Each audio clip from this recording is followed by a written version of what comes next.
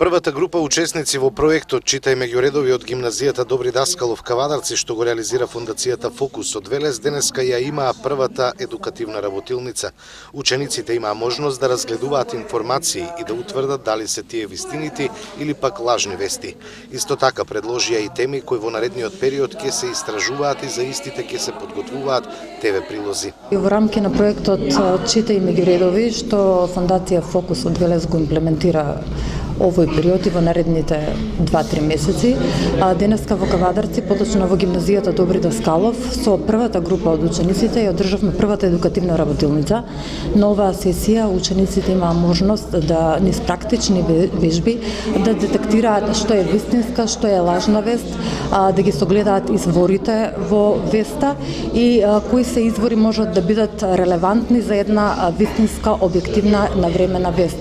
Во втората сесија од едукативната работилница учениците дадоа многу интересни предлози, можам слободно да кажам. Тоа се всушност предлози кои произлегуваат од нивните потреби и проблеми. Например, кажаа дека градскиот стадион како тема ја нафрлија, дека им е потребно да се доведе во подобра состојба, за разлика од сега како што е во оваа моментална состојба. Потоа ја предложија темата за уличното осветлување во споредните улици, што исто така многу битна тема, која што ги засега не само нив, туку и сите граѓани на општина Кавадарци, а исто така дел од учениците предложија и да се отвори клуб за моторциклисти, затоа што знаеме дека голем дел од нив веќе возат мотори. Продолжува проектот, кога ќе биде, како ќе продолжи едукацијата со наредните групи?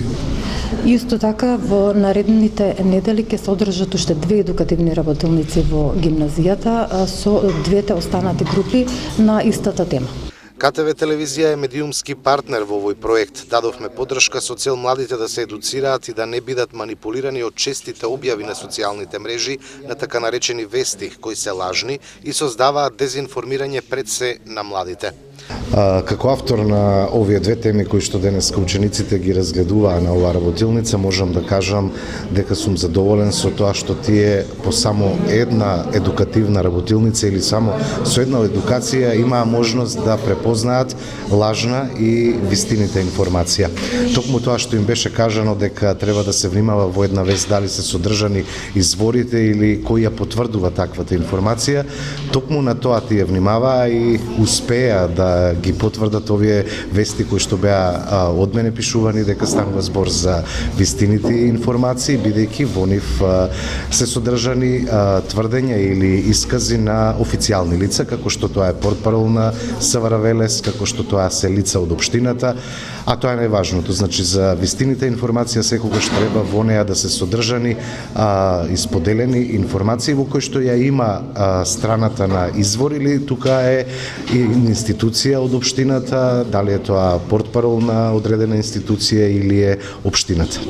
Учениците учесници на оваа работилница одговараат зошто ги предложија токму овие теми. Јас сум мотоциклист и мислам дека треба во градот Кавадарци да има една таква мотогрупа, каде што мислам дека ќе има доста членови во таа група, ќе има многу деца кои што ќе бидат заинтересирани. Исто така во групата со помош на мотоклубот ќе се редуцираме и ќе можат тие што се членови, исто така и другите мотоциклисти кои што не се членови да возат прописно по правилата, да носат кациги и слично.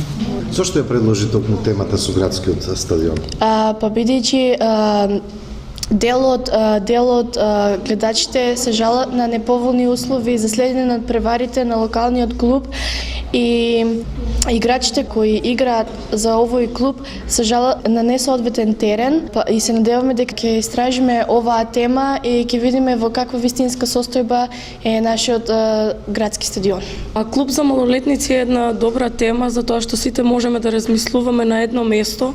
Ние малолетниците чувствуваме некоја своја потреба за свое катче каде што ќе можеме да кажеме и да го истакнеме нашето мислење во градот, за тоа што Најчесто постојат клубови во нашиот град каде што може да излегуваме, но не секаде е дозволен нашиот пристап.